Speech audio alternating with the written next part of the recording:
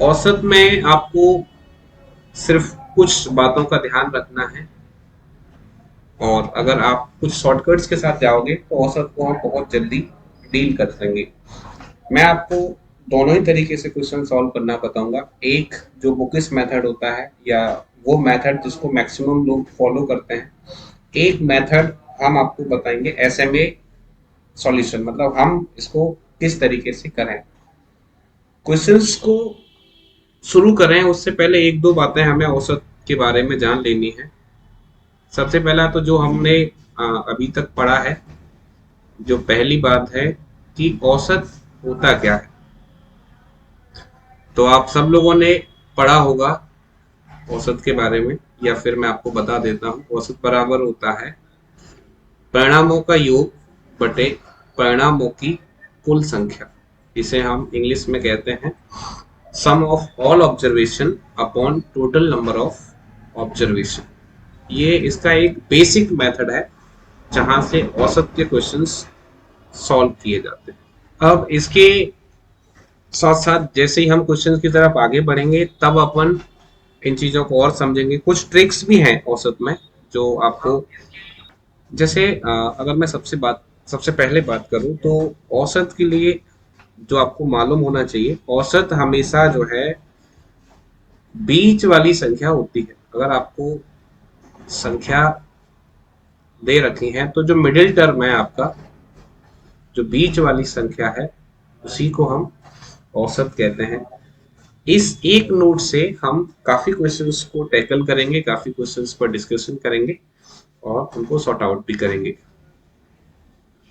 अब अगर हम एक और की बात करें तो औसत के लिए आपको ध्यान रखना है, अगर आपको नंबर सीरीज दे रखी है, यानी आपको बताया गया है कि संख्याएं जो है यहां से शुरू हो रही हैं और एक अंतिम तक उसको आपको बताया गया है, तो आपको ध्यान रखना है औसत में पहली संख्या प्लस अंतिम संख्या अपॉन टू। ये भी एक ट्रिक मेथड है जहां से हम इसको, चलिए पहला क्वेश्चन आप सब लोगों के सामने है। 20 संख्याओं का औसत 30 और 30 संख्याओं का औसत 50 है, तो सभी संख्याओं का औसत क्या है। तो इसके लिए जो मैंने आपको पहला तरीका बताया था औसत वाला, वही आपको ध्यान रखना है। क्या करना है, सिंपल आपको यहां से योग निकाल लेना है। तो 20 संख्याओं का औसत अगर 30 है तो योग आपको मिल जाएगा 20 × 30, क्योंकि योग के लिए हमारे पास तरीका होता है औसत इंटू कुल संख्या। और 30 संख्याओं का अगर 50 है तो यहाँ पर आपको जो योग मिलेगा वो मिल जाएगा 1500। तो इस तरीके से हमारे पास जो योग आ गया वो आ गया, ये 600 हो जाएगा और ये 1500, तो टोटल होता है 2100। और आपके पास जो संख्या है 20 पहले हैं और 30 बाद में हैं, इस तरीके से टोटल 50 संख्या होती है।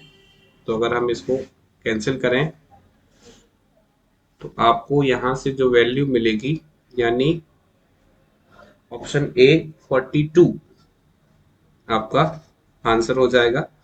इसमें आपको कुछ यूज नहीं करना है, बिल्कुल सिंपल थ्योरी है। आप औसत का जो बेसिक फॉर्मूला है वहां से स्टार्ट कर सकते हो। इसके बाद अगर हम अगले क्वेश्चन की तरफ आगे बढ़े तो अगले क्वेश्चन पे आप लोग देखोगे 50 विद्यार्थियों की कक्षा में औसत अंक 72 हैं। उस विषय में लड़कों और लड़कियों के औसत अंक 70 और 75 हों तो लड़कों की संख्या बताइए। आपको लड़कों की संख्या यहाँ पर बतानी है। इस टाइप के क्वेश्चन अगर आपको कभी भी एग्जाम में मिलते हैं तो ऐसे क्वेश्चंस को डील करने का जो सबसे बढ़िया तरीका है वो है आप एलिगेशन मेथड से जा सकते हो। जैसे आप एक तरफ लिखो बॉयज, एक तरफ गर्ल्स। आपको यहाँ पर बताया गया है कि जो बॉयज का स्कोर है वो 70 है, गर्ल्स का जो स्कोर है वो 75 है, और जो पूरी क्लास का एवरेज है, जैसे मैंने आपको बताया था कि औसत हमेशा बीच वाली संख्या होती है, तो आपको उसको बीच में रखना है। जब अपन यहाँ से माइनस करेंगे 75 में से 72 जब माइनस होगा तो ये 3 रह जाएगा, और 72 में से जब हम माइनस करेंगे, इस तरीके से हमारे पास जो रेशियो आया वो आया 3:2। अगर हम इसका टोटल करें तो टोटल हमारे पास वैल्यू आ रही है 5 यूनिट, जो इक्वल आपको दिया हुआ है 50 के। अगर 5 यूनिट या 5 यूनिट आपका इक्वल है 50 के, तो यहाँ से 1 यूनिट की वैल्यू जो मिलेगी वो मिलेगी 10। इसका मतलब जो बॉयज होंगे वो होंगे 30 और जो गर्ल्स होंगी वो होंगी 20। इस तरीके से आपको यहाँ लड़कों की संख्या बतानी है, तो आपका आंसर हो जाएगा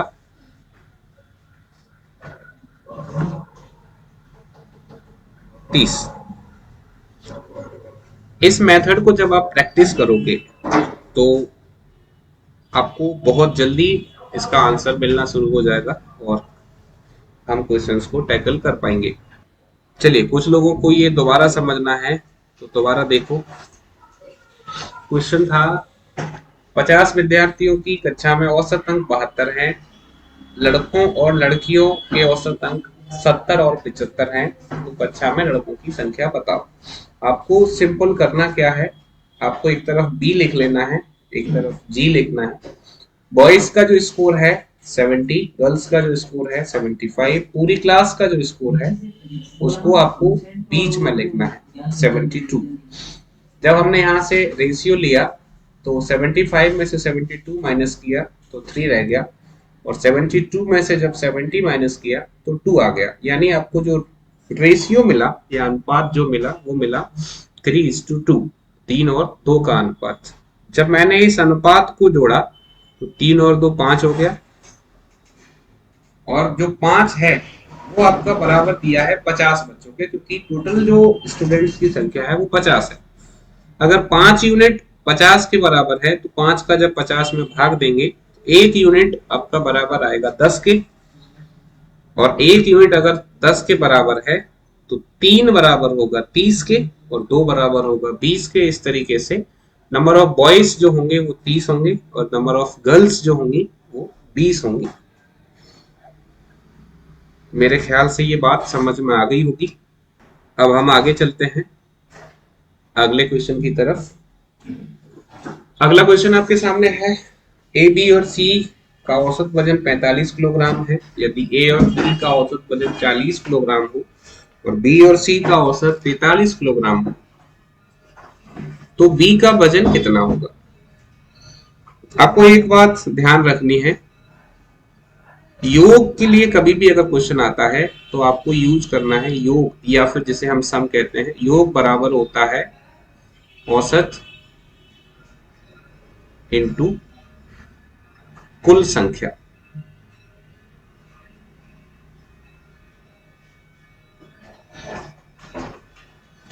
तो अब आप देखो, आपको 3 लोगों का औसत दिया हुआ है, ए बी और सी का औसत दिया है 45। अगर मुझे योग निकालना है तो कुल संख्या से मैं मल्टीप्लाई करूंगा।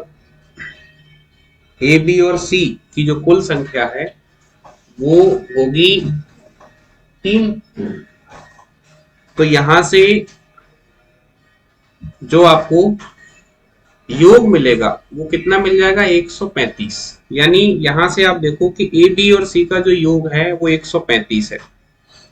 आपको ए बी का औसत दिया है, तो आप चाहो तो यहां से ए और बी का औसत 40 है। ए और बी को अगर हम देखें तो टोटल 2 संख्या है, इनका जो योग होगा वो होगा 80। तो अगर एबीसी में से अगर हम ए बी को माइनस करेंगे तो आपको सी की वैल्यू मिलेगी, और सी जो है वो कितना मिल जाएगा 55। ये कैलकुलेशन आपको माइंड में करना है, इतना सब कुछ माइंड में हो सकता है। अब सी की वैल्यू 55 है और आपको बी की वैल्यू निकालनी है, तो अब आपको बी और सी का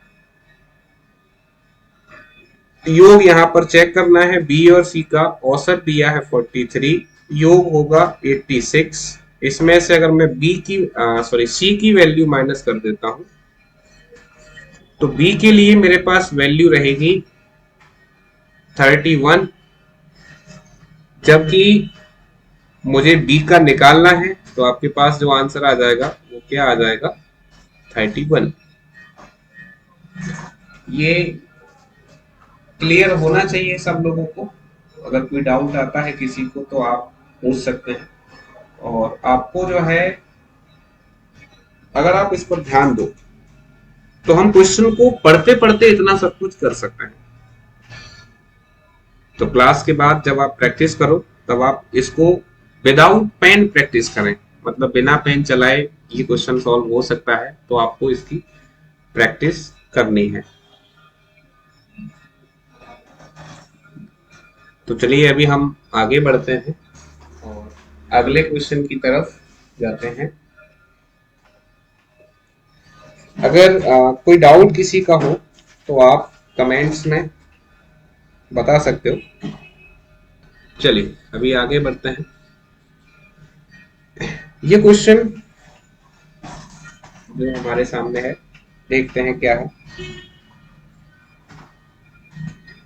ए और बी की औसत आय 200 रुपए है, सी और डी की औसत आय 250 रुपए है।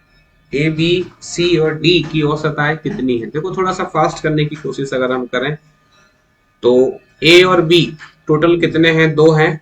अगर इनका औसत आपको 200 दिया है तो योग 400 हो जाएगा। और सी और डी इनका औसत 250 है, तो यहां से अगर आप योग निकालोगे तो 500 मिलेगा। टोटल आपने किया 900। आपके पास ए बी सी डी का औसत आपको निकालना है, यानी 4 संख्या हो जाएगी। तो कैंसिल करेंगे तो 4 से 9 में 2 बार, उसके बाद फिर से 2 बार और लास्ट में 5।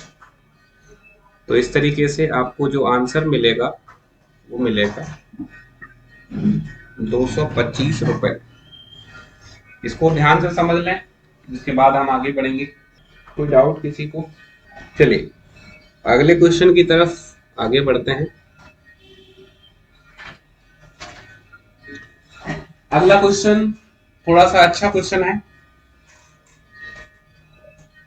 आपसे कहा गया है कि यदि एक्स वाई और वाई जेड के औसत के बीच अंतर 12 है तो एक्स और जेड के बीच अंतर क्या होगा? तो आपको अगर कुछ समझ में नहीं आता है तो आपको इतना मालूम होना चाहिए कि औसत क्या होता है, योग बटे कुल संख्या। तो एक्स और वाई का औसत क्या होगा? X plus y upon 2।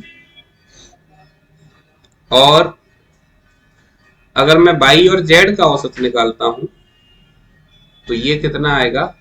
Y plus z upon 2। आपसे कहा गया है कि इनके औसत के बीच का जो अंतर है वो कितना है? 12 है। तो x और z के बीच का अंतर क्या होगा?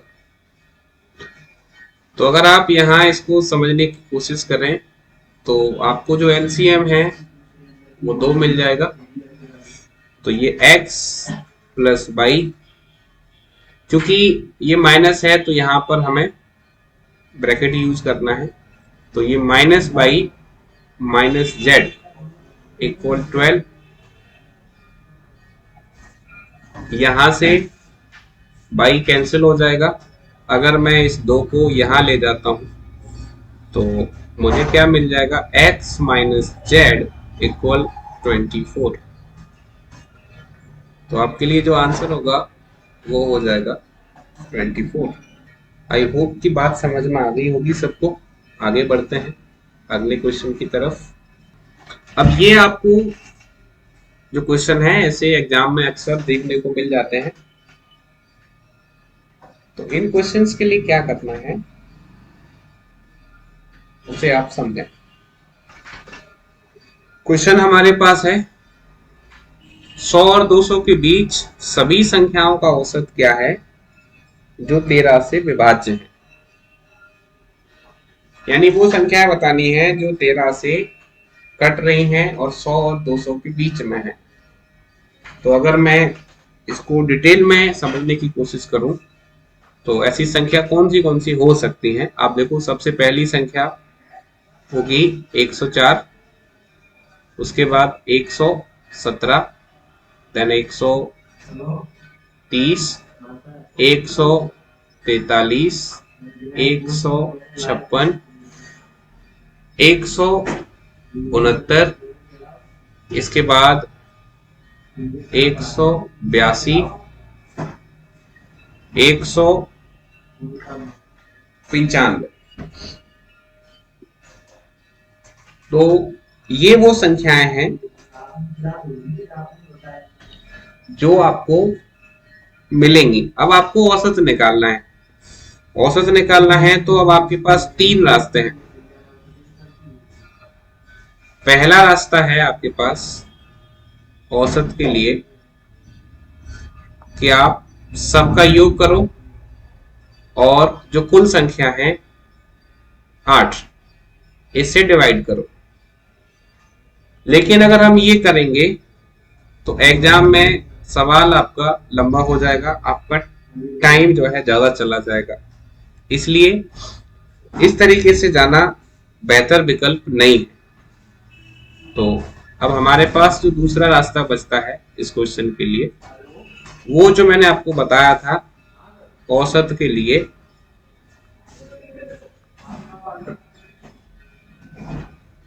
पहली संख्या प्लस अंतिम संख्या अपॉन 2। तो आपको यहां से कितनी वैल्यू मिल जाएगी? ये मिलेगा 299 अपॉन 2। अगर हम इसको 2 से कैंसिल आउट करेंगे तो 149.5। तो इस तरीकों को हम थोड़ा अच्छा मान सकते हैं। एक और तरीका है जो मैंने आपको अभी बताया था कि औसत जो है बीच वाली संख्या होती है। अब जो हमारे पास टोटल संख्याएं हैं वो 8 है, तो इसमें बीच वाली संख्या निकालने के लिए क्या करना पड़ेगा? आपको 3 संख्याएं शुरुआत से हटानी है और 3 लास्ट से हटानी है। बीच में जो आपको मिलेगा वो मिलेगा 143 और 156। तो उसका हम हाफ करेंगे क्योंकि संख्याएं 8 हैं। तो 8 में जब आप बीच निकालोगे तो जो संख्या 4 और 5 के बीच में होगी वो आएगी। तो यहां से जब आप सम करोगे तो 299, इसका जब हम एवरेज निकालेंगे तो 149.5 आपको मिलेगा। ये तीसरा तरीका है जहां से आप क्वेश्चन को टैकल कर सकते हो। इसके अलावा अगर हम बात करें तो इस क्वेश्चन को एपी से भी सॉल्व किया जा सकता है, जिसे हम अरिथमेटिक प्रोग्रेशन कहते हैं। तो वो जब आपको नंबर सिस्टम हम पढ़ाएंगे तब उसमें बताएंगे कि किस तरीके से इसको हम देखें। फिलहाल आपके पास 3 रास्ते मैंने बताए हैं। इनमें से आपको जो रास्ता सबसे ठीक लग रहा हो आप उससे क्वेश्चन को डील कर सकते हैं। तो कोई डाउट किसी को किसी भी तरीके से, यहां से हमें जो आंसर मिलेगा वो मिलेगा 149.5। ठीक है, अगला क्वेश्चन। 4 लगातार आने वाली सम संख्याओं का औसत 27 है, उनमें सबसे बड़ी संख्या होगी।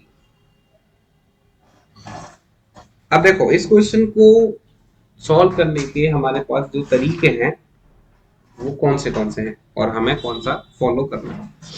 एक तरीका आप अगर देखना चाहें तो जो सबसे पहला तरीका है वो ये है कि आप ये देखो कि अगर आप कोई भी सम संख्या लेते हो,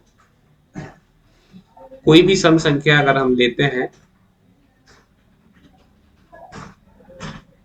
तो सम संख्याओं में जो डिफरेंस होता है वो हमेशा 2 नंबर का होता है।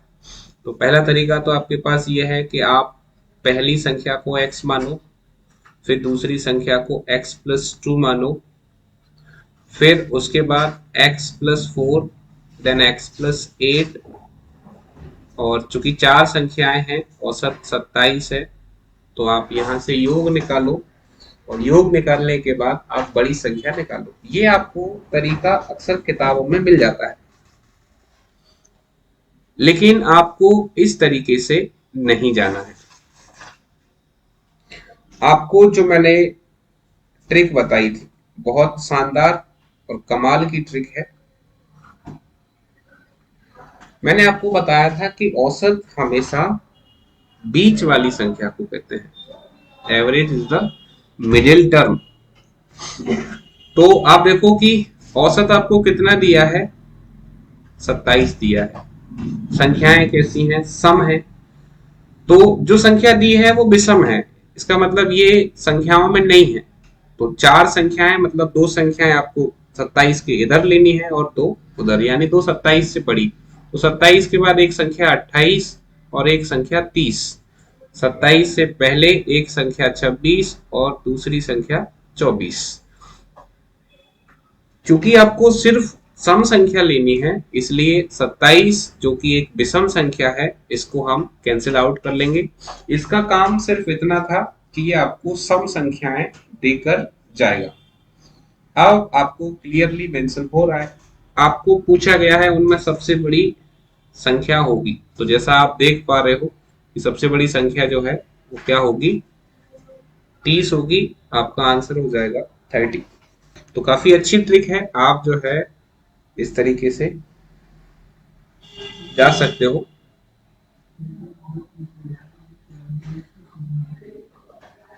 अब हम आगे चलते हैं अगले क्वेश्चन की तरफ।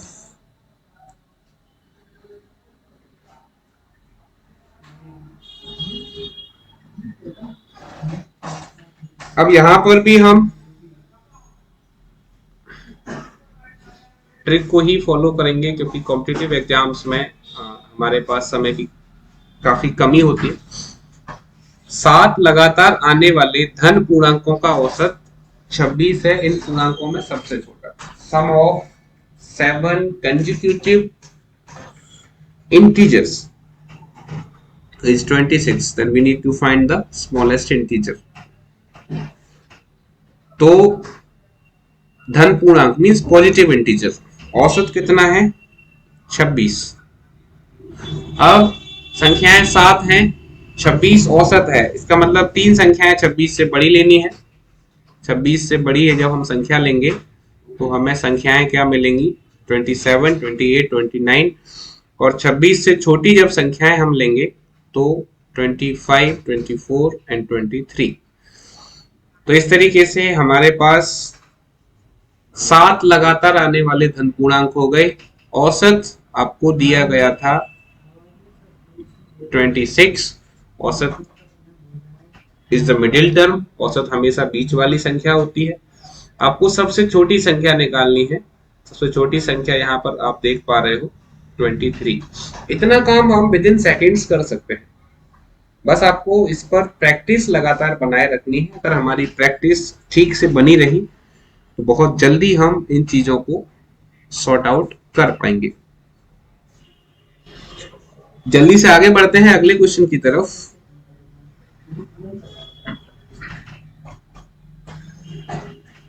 क्वेश्चन है, यदि 6 क्रमिक सम संख्याओं का औसत 25 हो तो उनमें सबसे बड़ी और सबसे छोटी संख्या का अंतर कितना होगा। तो आपको क्या करना है, आप ये देखो, सिंपल। औसत आपको क्या दिया है, 25 दिया है, जबकि संख्याएं कैसी लेनी है, सम संख्याएं लेनी है। तो 25 तो सम नहीं है, इसका मतलब ये 25 सिर्फ आपको संख्याएं देने के लिए आया है, उसके बाद इसको हटा दिया जाएगा। तो 25 से 3 बड़ी संख्या लेते हैं जो सम हो। तो ऐसी कौन सी संख्याएं आपको मिलेंगी, 26 मिलेगा, 28 और 30। 25 से अगर हम पहले आ जाएं तो 24 मिल जाएगा, 22 और 20। अब आपसे कहा जा रहा है कि उनमें सबसे बड़ी और सबसे छोटी संख्या का अंतर क्या होगा। तो आपके पास संख्या सिर्फ कितनी होनी चाहिए, 6 होनी चाहिए। तो आप इसको हटा दो क्योंकि ये विषम है, सम नहीं है। तो हमारे पास अब इस तरीके से 6 संख्याएं हैं, हमें इनका अंतर लेना है। तो सबसे बड़ी संख्या 30 है, सबसे छोटी संख्या 20 है। इन दोनों का अगर हम अंतर लें तो अंतर कितना आ जाएगा, 10 आ जाएगा। यानी आपका जो आंसर होगा वो कितना हो जाएगा, 10 हो जाएगा। तो चलिए अगला क्वेश्चन लेते हैं। क्वेश्चन है आपके पास, चार क्रमागत सम संख्याओं का औसत 15 है, उनमें दूसरे नंबर की सबसे बड़ी संख्या। तो औसत आपको 15 दिया है, संख्याएं आपको जो लेनी है वो सम लेनी है। जल्दी से आगे बढ़ेंगे तो 16 और 18, इससे पहले आएंगे तो 14 और 12। केवल सम संख्या लेनी है तो 15 को हटा देंगे।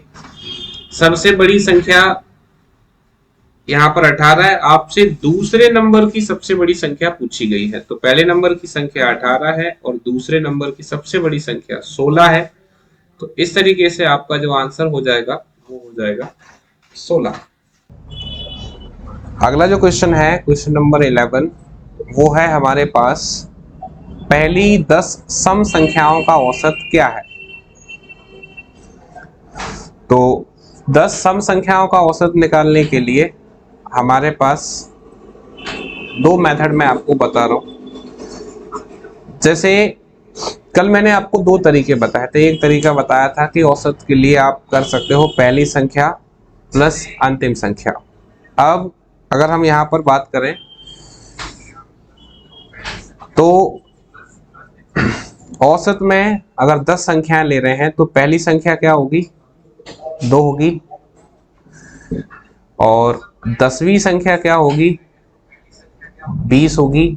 मैंने आपको बताया था औसत क्या होता है, पहली संख्या प्लस अंतिम संख्या अपॉन 2। तो आपको आंसर मिल जाएगा 11। ये पहला तरीका है क्वेश्चन को सॉल्व करने के लिए। दूसरा तरीका, इसी क्वेश्चन के लिए आप क्या कर सकते हो, आप जो है जो 10 सम संख्याएं हैं उनको आपको नोट कर लेना है या फिर देखना है कि जो 10 संख्याएं वो कौन सी हैं।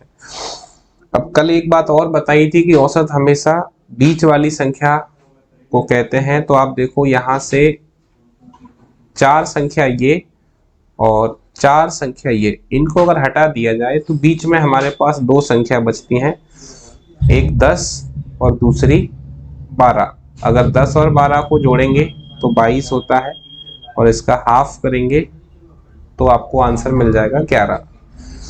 यानी ये दूसरा मेथड हुआ क्वेश्चन को डील करने का। और तीसरा, सम संख्याओं के लिए अगर एवरेज निकालना है तो डायरेक्ट एक तरीका होता है n+1।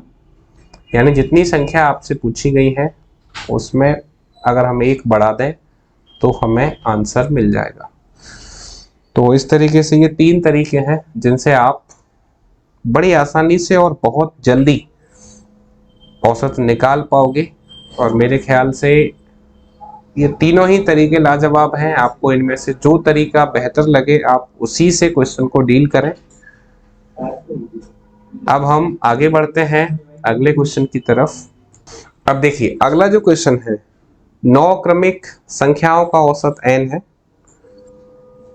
यदि उनमें 2 अगली संख्याएं भी शामिल कर ली जाएं तो नया औसत कितना हो जाएगा। इस टाइप से क्वेश्चन आजकल एग्जाम्स में काफी देखने को मिल रहे हैं। अब ये क्वेश्चन कभी कभी 5 क्रमिक संख्याओं पे आता है, कभी कभी 9 क्रमिक संख्याओं पे आता है, कभी 7 क्रमिक संख्याओं पर भी आ सकता है। तो अगर कितनी भी संख्या आपसे पूछ ली जाए, कैसे ऐसे क्वेश्चन को हम विद इन सेकेंड्स करेंगे वो आपको यहाँ पर समझना है।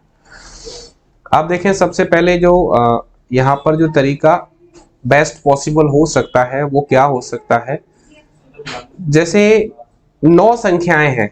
अब ये 9 क्रमिक संख्याएं कौन सी हैं आपको नहीं पता, यानी आप 9 में से कहीं से भी संख्याओं को ले सकते हो। अब मैं लेकर चल रहा हूं इन संख्याओं को बिल्कुल शुरुआत से। तो मैंने ये 9 संख्या क्या ली, 1 2 3 4 5 6 7 8 9। ये 9 संख्याएं मैंने ली। अब आप लोगों को मालूम है, कल मैंने बताया था कि औसत हमेशा बीच वाली संख्या होती है। तो यहाँ पर जो बीच वाली संख्या है वो क्या है, अपने पास 5 है। इसका मतलब इस समय इन 9 संख्याओं का औसत 5 है, जिसको ये n से रिप्रेजेंट कर रहा है। मतलब n की वैल्यू हमारे पास क्या है, 5 है। क्वेश्चन में अगर हम आगे जाएं तो क्या कह रहा है, इनमें अगली 2 संख्याएं शामिल कर ली जाएं। तो 9 के बाद अगर हम अगली 2 संख्याओं की बात करें तो अगली 2 संख्या होंगी 10 और 11। तो नया औसत कितना हो जाएगा, या फिर नए औसत में क्या परिवर्तन होगा। तो आप यहां पर देखो, जैसे ये 11 संख्याएं हैं, इस समय 11 संख्याओं में औसत क्या है, औसत बीच वाली संख्या होती है। तो हम क्या करेंगे, 5 संख्याएं यहां से हटा देंगे और 5 यहां से। इस समय जो हमारे पास नया औसत होगा वो 6 होगा, और n की जो अगली वैल्यू होगी वो 6 होगी। इसका मतलब पहले आपका जो औसत था वो 5 था, अब जो औसत है वो 6 है। तो औसत में चेंज क्या आया है, यानी औसत आपका 1 से बढ़ गया। तो आपका आंसर होगा 1 की वृद्धि होगी। आपको करना क्या है वो भी आप यहां ध्यान से समझें। आप इसी क्वेश्चन को 9 संख्याओं के साथ और 7 संख्याओं के साथ और 5 संख्याओं के साथ, 9 वाला मैंने करा दिया, 5 और 7 के साथ आप इसको क्लास के बाद करके देखोगे और देखोगे कि रिजल्ट में कितना वेरिएशन आ रहा है। बेस्ट तरीका है, बहुत जल्दी हम इस तरीके से क्वेश्चन को सॉर्ट आउट कर सकते हैं। तो ये बात क्लियर होगी सबको। चलिए अभी हम और आगे चलते हैं और अगले क्वेश्चन की तरफ आगे बढ़ते हैं। अगला जो क्वेश्चन है आपके पास काफी हद तक इसी तरीके से है। आप देखो कि क्वेश्चन है, यदि A B C D E 5 क्रमिक विषम संख्याएं हो तो उनका औसत कितना होगा। आपसे ये कह रहा है कि जो ए बी सी डी है, A B C D E, ये संख्याएं कैसी हैं, पांचों विषम संख्याएं हैं। तो आप कोई भी विषम ले सकते हो, और जब हमें कोई भी विषम लेना है तो क्यों ना सबसे शुरुआत में ही ले लें। तो मैंने यहां पर विषम ले ली 1, 3, 5, 7, 9। तो A B C D E इनकी वैल्यू हमें मिल जाएगी 1, 3, 5, 7, 9। अब निकालना क्या है, औसत। तो फिलहाल अगर हम ए बी सी डी का औसत ना निकालें, इन संख्याओं का औसत निकालें, तो औसत हमेशा बीच वाली संख्या होती है। तो औसत अपना कितना है, 5 है। तो इस 5 को आप ए बी सी डी में किस तरीके से रिप्रेजेंट कर सकते हो। जैसे अगर मैं ए की जगह ए की वैल्यू को 1 लिखता हूं, बी की वैल्यू को 3 लिखता हूं, सी की वैल्यू को 5 लिखता हूं, डी को 7 लिखता हूं और ई को 9 लिखता हूं, तो किस तरीके से मुझे 5 मिलेगा। ऑप्शन में आप देखो, पहला है 5 इंटू ए प्लस 4, तो नहीं मिलेगा। यानी 5 के लिए मैं क्या लिख सकता हूं, a प्लस 4। ए की वैल्यू आपके पास 1 है, इसका मतलब इसको आप 1 प्लस 4 लिख सकते हो। अब आपको क्या है, यहां से ये आंसर मिल जाएगा। इसका मतलब ये हुआ कि अगर ये क्वेश्चन आता है या इस टाइप से क्वेश्चन आता है तो आप आंसर कर पाओगे, और आपका फिलहाल जो आंसर आएगा वो आएगा a प्लस 4। आई होप की बात ये आपको समझ में आ गई होगी। कोई डाउट अगर हो किसी का तो पूछ लेना। फिलहाल हम आगे बढ़ रहे हैं अगले क्वेश्चन की तरफ। देखो, चीजों को अगर आप प्रैक्टिकली समझते हुए चलोगे तो चीजें काफी आसान है, और थोड़ा हमें ट्रिकी वे में जाना पड़ेगा, क्योंकि आजकल जो एग्जाम्स हो रहे हैं उनकी नीड ये है कि आपको कम से कम समय में अधिक से अधिक क्वेश्चन एक्यूरेसी के साथ करने हैं। तो इस बात का ध्यान रखेंगे हम लोग। चलिए आगे बढ़ते हैं अगले क्वेश्चन की तरफ। अगला क्वेश्चन है 5 क्रमिक विषम धनात्मक पूर्णांक संख्याओं का औसत 9 है, उनमें सबसे छोटा क्या है?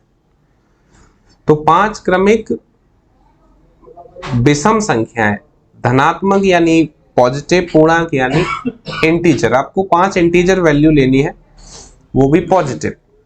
वो भी कैसी होनी चाहिए? आपको जैसे जो ध्यान रखने वाली बात है वो है विषम। औसत कितना है? 9 है, तो औसत हमेशा बीच वाली संख्या होती है, ये बहुत काम की लाइन है। तो 9 के बाद अगली विषम क्या होगी? 11, इसके बाद 13, 9 से इधर आएंगे तो 7 और 5, ये पांचों संख्याएं विषम हैं और इनका आप औसत चेक करोगे तो औसत भी 9 होगा। इनमें सबसे छोटा आपसे पूछ रहा है, तो सबसे छोटा हो जाएगा 5, यानी इस तरीके से आपका जो आंसर आएगा वो आएगा ऑप्शन ए 5। तो जो बीच वाली संख्या या जिसे हम कहते हैं मिडिल टर्म, तो बीच वाली संख्या पर जो क्वेश्चन है वो बहुत जल्दी ब्रेक हो जाता है और आप इसको बड़ी आसानी से कर पाओगे। आगे बढ़ते हैं अगले क्वेश्चन की तरफ। 41 क्रमागत विषम संख्याओं का औसत 49 है, सबसे बड़ी संख्या। देखो यहाँ पर एक बहुत इंटरेस्टिंग सी बात हमें समझनी है। आपको ये कह रहा है कि the average of 41 consecutive odd numbers is 49, then find the largest number। आप देखो औसत कितना दिया है? औसत दिया है 49, संख्याएं कितनी है? 41 हैं, इसका मतलब यह है कि 20 संख्याएं इधर होंगी और 20 संख्याएं इधर होंगी। अब अगर हम नंबर्स को लिखते हुए चलें तो बहुत जो है बड़ा क्वेश्चन हो जाएगा। हम यहां पर एक बात देखते हैं, जैसे मान लो मैंने कुछ यहां पर विषम संख्या लिखी, मैंने ये 5 संख्या लिखी, इनका औसत कितना है? 5 है। अब अगर मुझे 2 संख्या आगे जाना है तो मुझे कितना जोड़ना पड़ेगा? आप वो देखो, 4। अगर मुझे 2 संख्या पीछे जाना है तो मुझे कितना घटाना पड़ेगा? 4। इसका मतलब ये हुआ कि विषम संख्याएं हमेशा 2 के अंतर पे चलती हैं। आपको क्या निकालना है? सबसे बड़ी संख्या निकालना है। अब बड़ी संख्या हम किस तरीके से निकाल सकते हैं? आपको 20 संख्या आगे जाना है, 20 संख्या आगे जाने के लिए आपको 40 जोड़ना पड़ेगा। इसका मतलब अगर हम 49 में 40 जोड़ दें तो क्या मिल जाएगा? 89। तो आपका आंसर क्या हो जाएगा? 89। इस तरीके से संख्या चाहे 41 हो, चाहे 51 हो, चाहे 61 हो, चाहे 91 हो, हम बड़ी आसानी से क्वेश्चन को डील कर सकते हैं। इसी क्वेश्चन में अगर कुछ समय के लिए आप ये मानकर चलें कि आपसे बड़ी नहीं छोटी संख्या पूछी होती तो हम क्या करते? जो हमने प्लस किया था उसकी जगह माइनस करते 40, तो कितना आ जाता? 9। यानी ये वो सीरीज है जो 9 से शुरू हो रही है, यानी 9 इसमें सबसे छोटी संख्या है और 89 तक जा रही है। तो इस तरीके से आप क्वेश्चन को सॉल्व कर सकते हो। बहुत आसान तरीका है, बहुत सुपरफास्ट तरीका है। इसी तरीके से हम आपको मैथ्स के लगभग सभी चैप्टर्स को ट्रिकी वे में सिखाएंगे जो आने वाले पुलिस के एग्जाम में आपको बहुत मदद करेंगे। फिलहाल आज की जो क्लास आप देख रहे हो ये YouTube पर आपको पब्लिकली मिल रही है, यानी अभी ये क्लास सबके लिए ओपन है। कल से जो क्लासेस होंगी वो सिर्फ हमारे एप्लीकेशन पर रन होंगी और वो क्लासेस सिर्फ वही लोग देख पाएंगे जो एप्लीकेशन में रजिस्टर्ड हैं। तो बाकी जो लोग इसे YouTube पर देख रहे हैं वो लोग प्ले स्टोर पर जाकर हमारा एप्लीकेशन है THESMA, इसको डाउनलोड करें और इस पर रजिस्ट्रेशन अपना करें। उसके बाद आपको ये आगे की क्लासेस भी मिल जाएंगी। चलिए आगे बढ़ते हैं। अगला क्वेश्चन आपके सामने है, 9 संख्याओं का औसत 30 है, प्रथम 5 संख्याओं का औसत 25, अंतिम 3 संख्याओं का औसत 35, तो छठी संख्या क्या है? ऐसे क्वेश्चंस भी आपको बुक्स में काफी बार देखने को मिलते होंगे। इन क्वेश्चंस को सॉर्ट आउट करने का मैं आपको 2 तरीका बता रहा हूं। हमें क्या निकालना है? छठवीं संख्या यानी 6th टर्म आपको निकालना है। तो पहले तो आपको 9 संख्याओं का औसत दिया हुआ है, तो आप यहां से योग निकाल लोगे और 9 में से आपको माइनस करना रहेगा पहले 5 संख्याओं का और उसके बाद अगली 3 संख्याओं का। तो अगर इसे हम कैलकुलेट करें तो ये कितना आएगा? 270 माइनस ये हो जाएगा 125 और ये हो जाएगा 105। तो इस तरीके से टोटल ये हो जाएगा 230, यानी आपके पास आंसर आएगा 40। तो एक तरीका ये है, यहां से आप आंसर निकाल सकते हो। एक और तरीका जिसे हम SMA मेथड भी कहेंगे, यानी एक शॉर्ट ट्रिक के थ्रू भी आप इसको डील कर सकते हो। वो कैसे?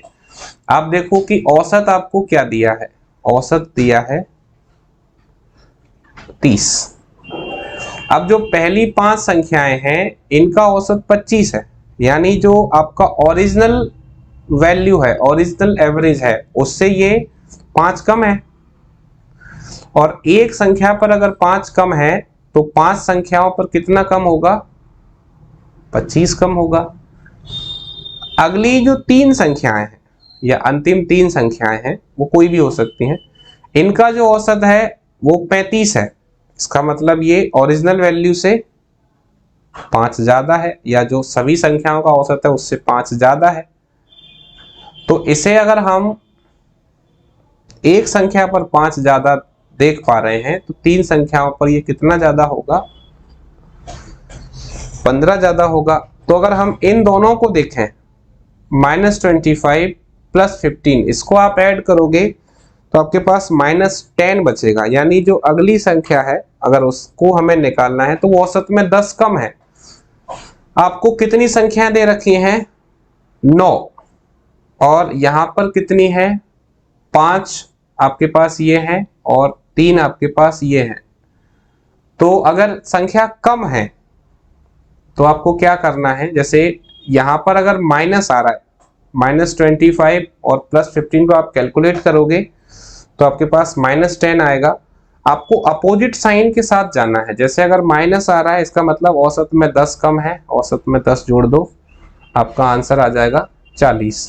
अगर ये वैल्यू प्लस की आती है तो आपको माइनस कर देना है। यानी इस तरीके से ये हमारे पास दूसरा मेथड हुआ जिससे हम इस तरीके के क्वेश्चंस को डील करेंगे।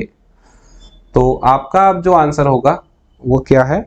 40। दोनों ही तरीके मैंने आपको बताए, ये आपको नॉर्मली किताबों में देखने को मिल जाएगा। बहुत सारी किताबों में ये मेथड है। ये एक ट्रिक है जहां से हम क्वेश्चंस को डील करते हैं। तो इन दोनों ही तरीकों को आपको समझ लेना है और इस टाइप के क्वेश्चंस को प्रैक्टिस भी करना है। अभी और आगे बढ़ते हैं अगले क्वेश्चन की तरफ। यहां पर देखो, वो जो मेथड है वो आपको यहां पर बहुत काम आएगा। जल्दी से देख लेते हैं। आपको क्या कह रहा है कि 25 संख्याओं का औसत 20 है। तो अगर आप योग करोगे तो 500। पहली 12 संख्याओं का औसत 15 है और अंतिम 12 संख्याओं का औसत 18 है। 13वां परिणाम क्या है? यानी जो 13वें नंबर की संख्या है वो क्या है, आपको क्या निकालना है, आपको निकालना है 13th टर्म। तो एक मेथड तो मैंने आपको ये बताया ही है, क्या करना है, सीधे टोटल निकाल लो। यहां से जब हम देखेंगे तो 12 इंटू 5, 12 पंजे 60, 12 और 6 18। यहाँ पर अगर हम देखें तो 12 अट्ठे 96 और 12 और 9 21। तो ये आपका टोटल अगर हम इसको ऐड करेंगे तो ये हमारे पास हो जाएगा 396। तो जब आप माइनस करोगे तो आपके पास जो वैल्यू आएगी वो आएगी 104। इसमें अगर हम अपना दूसरा मेथड जो मैंने अभी आपको सिखाया था उसे यूज करेंगे तो आप ये देखो जल्दी से किस तरीके से आएगा। ओरिजिनल जो औसत है वो कितना है, 20 दिया है 12 संख्याओं का, और जो औसत है, जो पहले 12 संख्याओं का औसत है वो 15 है, यानी औसत से 5 कम है। कितनी, 12 संख्याओं का। अगली 12 का 18 है, यानी ये भी औसत से 2 कम है अगली 12 का। तो ये आपके पास 60 आ गया, ये आपके पास 24 आ गया, दोनों ही माइनस में है, यानी जो औसत आना चाहिए वो -60 और 24 84 कम है, तो आपको 84 इसमें जोड़ देने हैं, आपका आंसर आ जाएगा 104। इस तरीके से अगर आप क्वेश्चंस को सॉल्व करते हो तो आपके लिए काफी आसान रहेगा और आप एवरेज को बहुत फास्ट वे में सॉल्व कर पाओगे। काफी हेल्पफुल ट्रिक्स हैं, ऐसी ही ट्रिक्स आपको हम प्रोवाइड कराते रहेंगे, क्योंकि हमारा उद्देश्य है कि आपके लिए अब वर्दी दूर नहीं होगी। इसलिए इस जो पैकेज हमने बनाया है इसका भी नाम हमने रखा है अब वर्दी दूर नहीं। और इस बार हम चाहते हैं कि आप सभी लोग पुलिस में सिलेक्ट हो जाएं। नेक्स्ट क्वेश्चन पर आगे बढ़ रहे हैं। अब देखो इस टाइप के क्वेश्चंस के लिए भी मैं आपको 2 अप्रोच बताता हूं। पहले क्वेश्चन को पढ़ते हैं। सबसे जरूरी काम जो है वो ये है कि पहले क्वेश्चन को ठीक तरीके से पढ़ा जाए। क्या कह रहा है, 10 व्यक्तियों की टीम में 9 व्यक्तियों ने अपने भोजन पर 40 रुपए खर्च किए और शेष एक व्यक्ति ने सभी 10 व्यक्तियों के औसत खर्च से 9 रुपए अधिक खर्च किए। उनके भोजन पर कुल कितना व्यय हुआ। तो इसको अगर हम बुक के मेथड से जाएंगे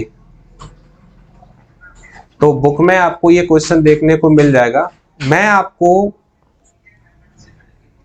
यहां पर ट्रिक बता रहा हूं। किताबों में आपको ये क्वेश्चन काफी देखने को मिलेगा, लगभग मैथ की हर किताब में मिल जाएगा। तो बुक वाला मेथड आप वहां से देख लें, यहाँ पर हम ट्रिक्स के साथ जाएंगे। जैसे आप ये देखो कि 9 व्यक्ति हैं, है ना, टोटल जो टीम है वो 10 लोगों की है।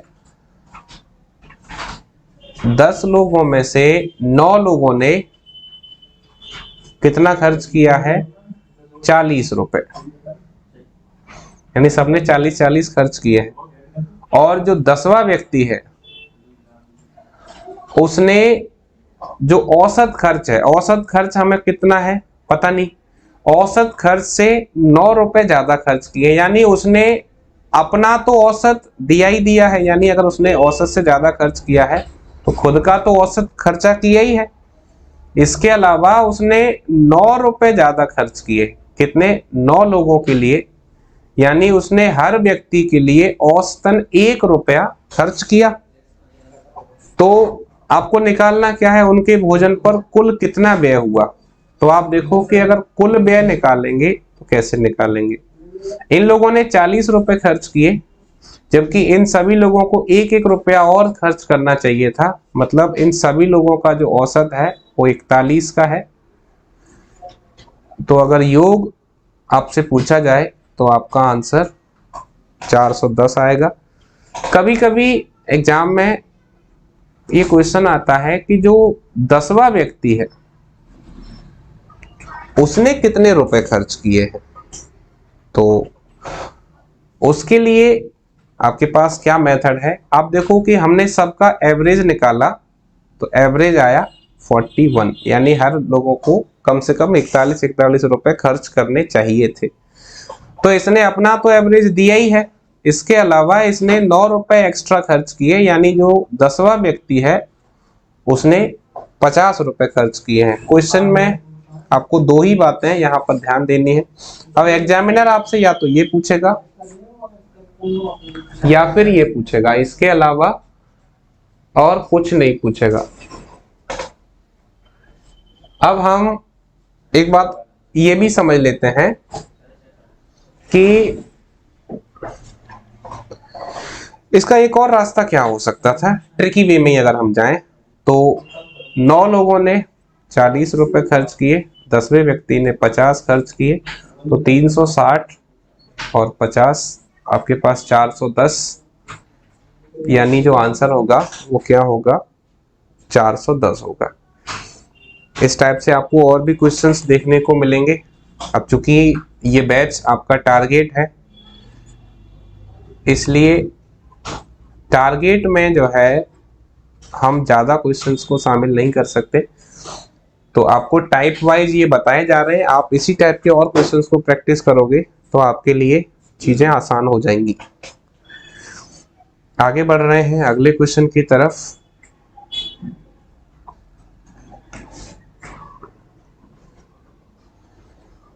तो आप लोग देखें, 12 व्यक्तियों में से पहले 11 व्यक्तियों का औसत वजन 95 किलोग्राम है।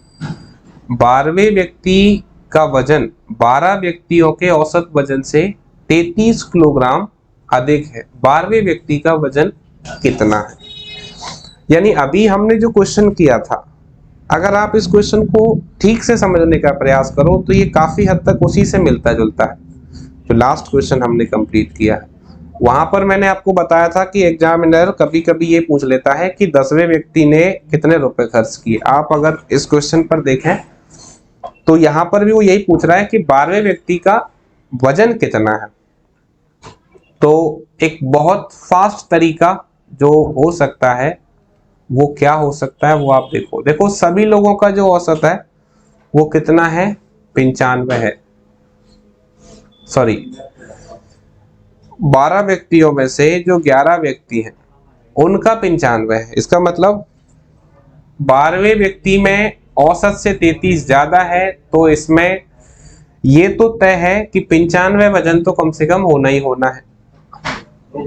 अब 33 ज्यादा है किससे, औसत से।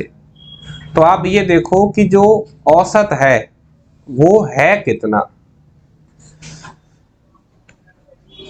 तो 95 तो है ही है सभी के औसत से 33 ज्यादा है 11 लोगों के लिए, यानी एक व्यक्ति के लिए औसतन उसका वजन 3 किलोग्राम ज्यादा है, यानी सभी लोगों का औसत है 98 और हमें 12वें व्यक्ति का निकालना है, तो सभी के औसत से 33 ज्यादा है। तो आपके पास जो आंसर आएगा वो कितना आएगा, 131, यानी जो 12वां व्यक्ति है उसका वजन कितना है, 131। तो बहुत शानदार मेथड है अगर समझ में आ जाता है तो।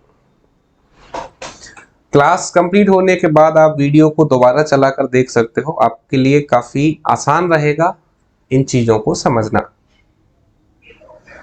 चलिए, जो पिछली क्लास हुई थी उसमें कई स्टूडेंट्स ने कहा था कि सर वॉइस इशू आ रहा है, आवाज उतनी अच्छी नहीं आ रही है। तो आई होप कि आज ऐसी कोई शिकायत नहीं होगी, आज आप सभी लोगों को आवाज अच्छी से आ रही होगी। आगे बढ़ते हैं अगले क्वेश्चन की तरफ।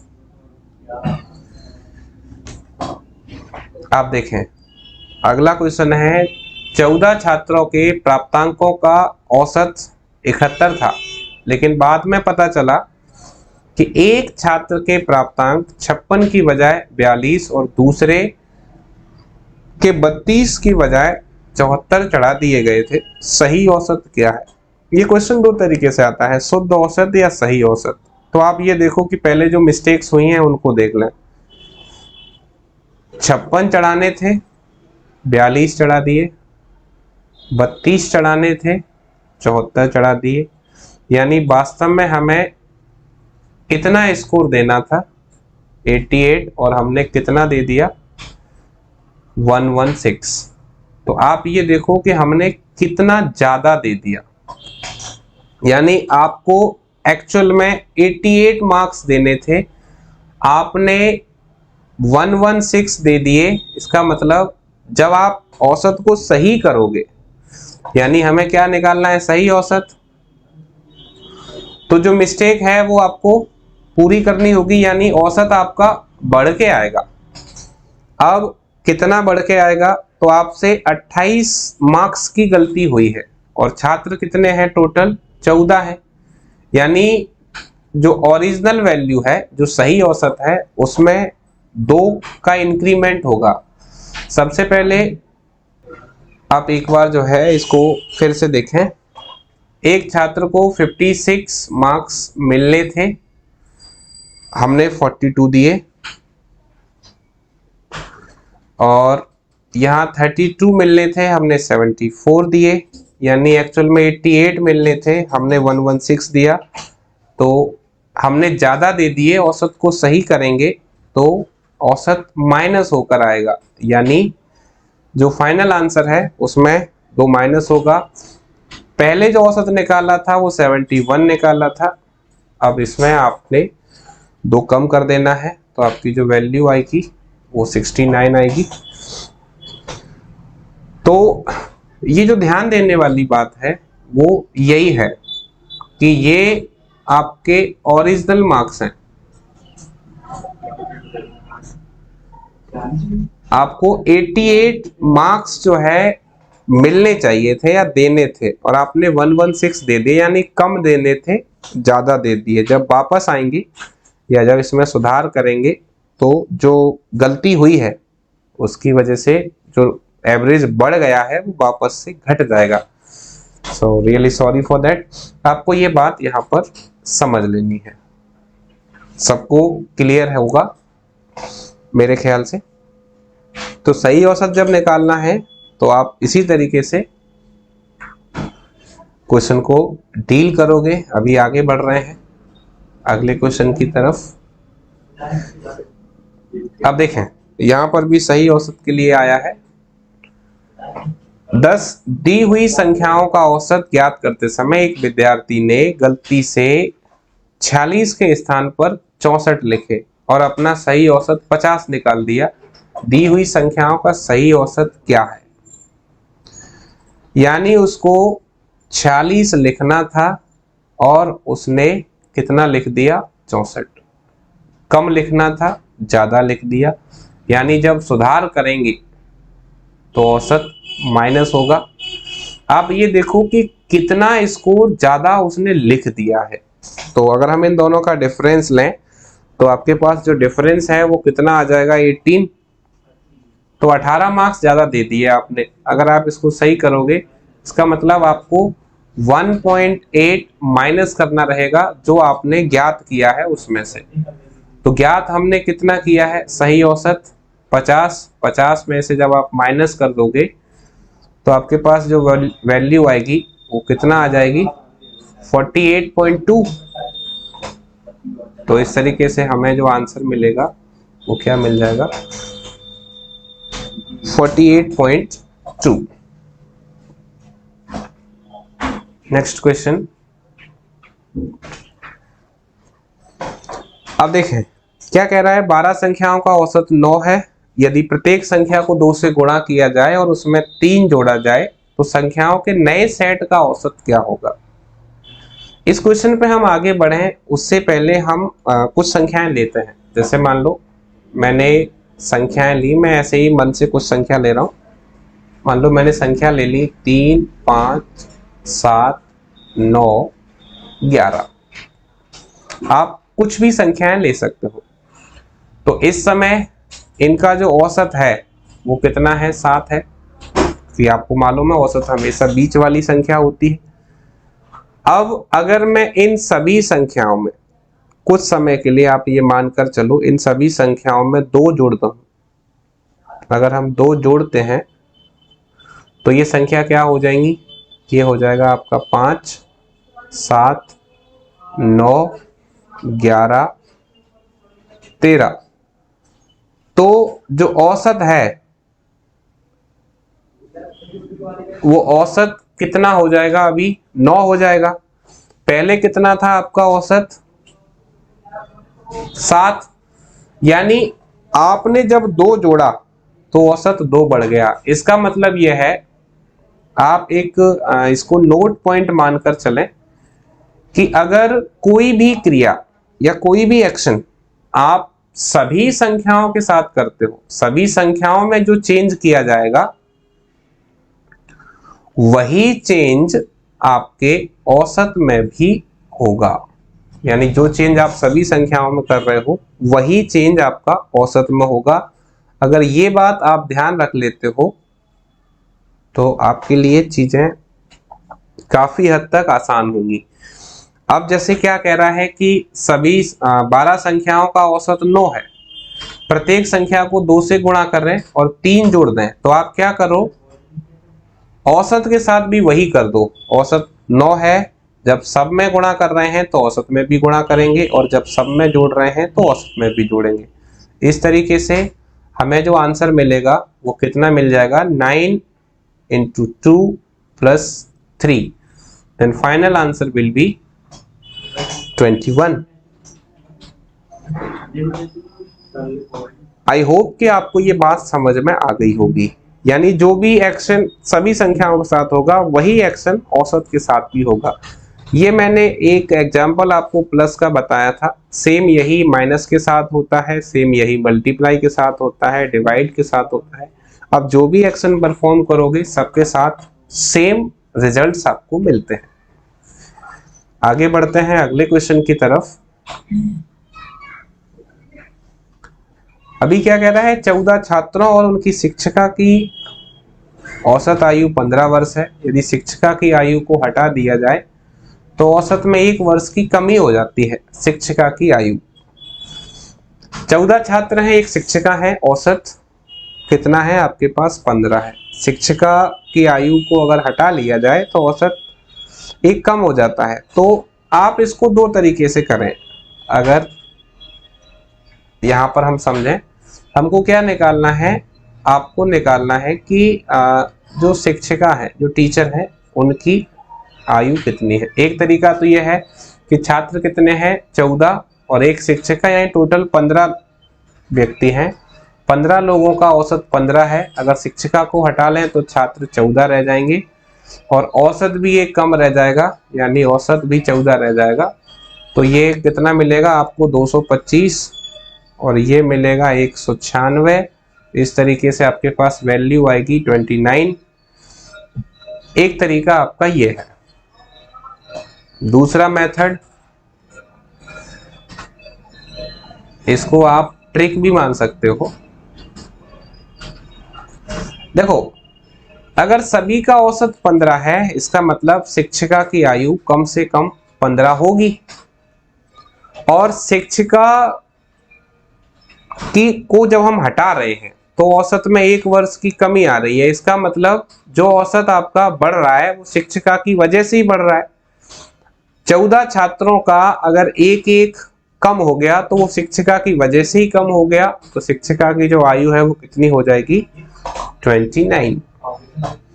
तो आप दोनों में से जिस भी मेथड से चाहो आप कर सकते हो। अगर आप कोशिश करो और प्रैक्टिस जब आपकी अच्छी हो जाएगी तो आप ऐसे क्वेश्चंस को विदाउट पेन भी कर पाओगे। अभी हम जल्दी से आगे बढ़ रहे हैं, आज हमें ये टॉपिक पूरा करना है। अगला क्वेश्चन, 24 विद्यार्थियों की एक कक्षा का औसत भार 35 किलोग्राम है। शिक्षक का भार भी शामिल कर लिया जाए तो औसत भार में 400 ग्राम बढ़ जाता है शिक्षक का भार। आपको शिक्षक का भार निकालना है। 24 विद्यार्थियों की एक कक्षा है जिसमें औसत वजन 35 किलोग्राम है। इसका मतलब शिक्षक में कम से कम 35 किलोग्राम वजन तो होना ही होना है। अब 400 ग्राम बढ़ रहा है एक बच्चे का शिक्षक की वजह से, तो टोटल 24 विद्यार्थी है तो 24 लोग ये हो गए। अब 400 ग्राम है तो इसको किलोग्राम में ले जाओ। इसके अलावा जो आपके पास 24 तो स्टूडेंट है प्लस एक टीचर भी है, तो टोटल हुआ 25। 25 से जब हम कैंसिल आउट करेंगे तो ये कितनी बार कैंसिल होगा, 40 बार। यहां से जब हमने कैंसिल किया तो 10, यानी जो शिक्षक का भार होगा वो कितना हो जाएगा, 45 किलोग्राम। तो ये बात समझ में आ गई होगी।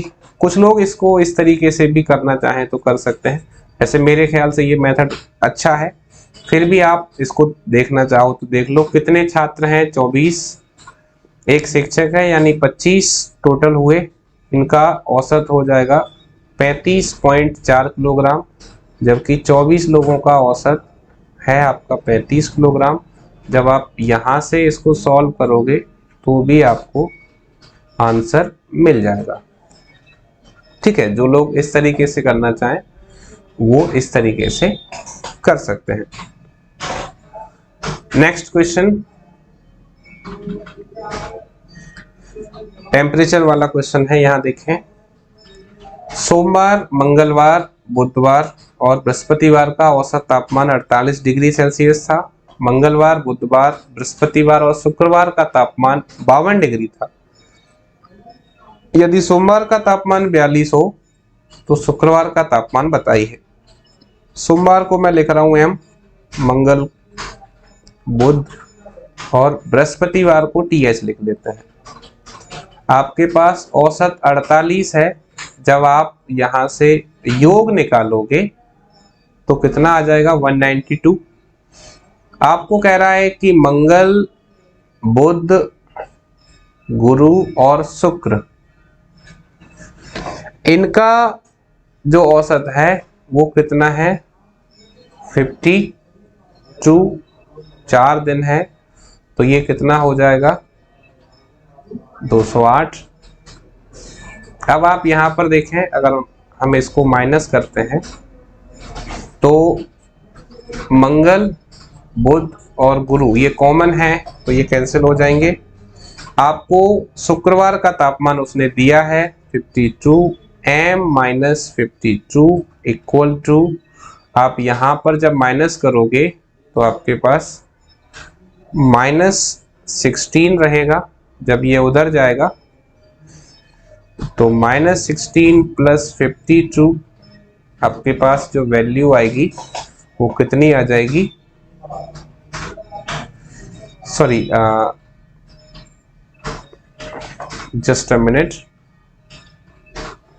यहां पर जो है हमें जो तापमान दिया हुआ है वो दिया है सोमवार का।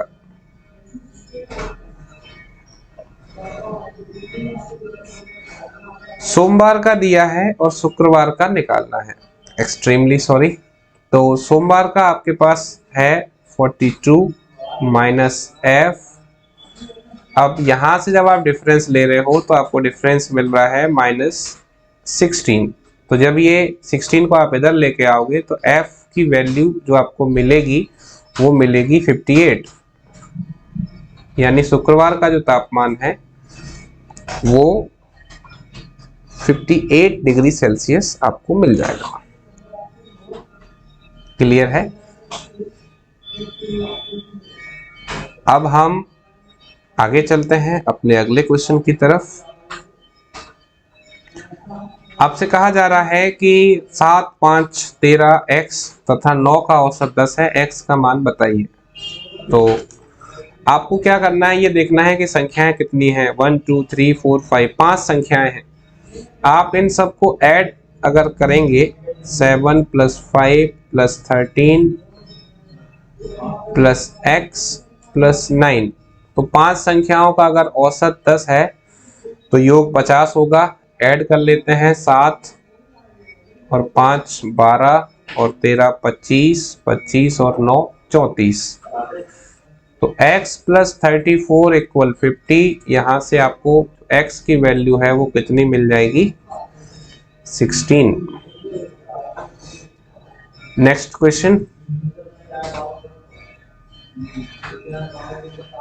अब आप देखो क्या कह रहा है, x संख्याओं का औसत y है, y संख्याओं का औसत x है, सभी संख्याओं का औसत कितना है। सिंपल औसत का जो मेथड है या जो मेन कंसेप्ट है वही आपको बताना है। x संख्याओं का औसत अगर y है तो योग xy होगा, y संख्याओं का औसत अगर x है तो योग yx होगा। तो औसत का अगर हम बात करें तो क्या होता है, कुल योग अपन कुल संख्या। तो यहाँ संख्याएं x हैं और यहाँ संख्याएं y हैं, तो कुल संख्याएं। तो आपको क्या मिल जाएगा, अगर आप देखो अगर आप xy लिखते हो या yx लिखते हो तो सेम है। तो ऊपर मिलेगा 2xy upon x plus y, आपका जो एवरेज आएगा वो आ जाएगा 2xy upon x plus y। Simple आपको लॉजिक यूज करना है, कुल योग अपॉन कुल संख्या। इससे आपको जो है बड़ी आसानी से औसत मिल जाएगा। आगे बढ़ते हैं अगले क्वेश्चन की तरफ। क्रिकेट खिलाड़ी या क्रिकेट से क्वेश्चन है, एक क्रिकेट खिलाड़ी की 10 पारियों के रनों का औसत 32 था। खिलाड़ी अगली पारी में कितने रन बनाए ताकि रनों का औसत 4 अधिक हो जाए।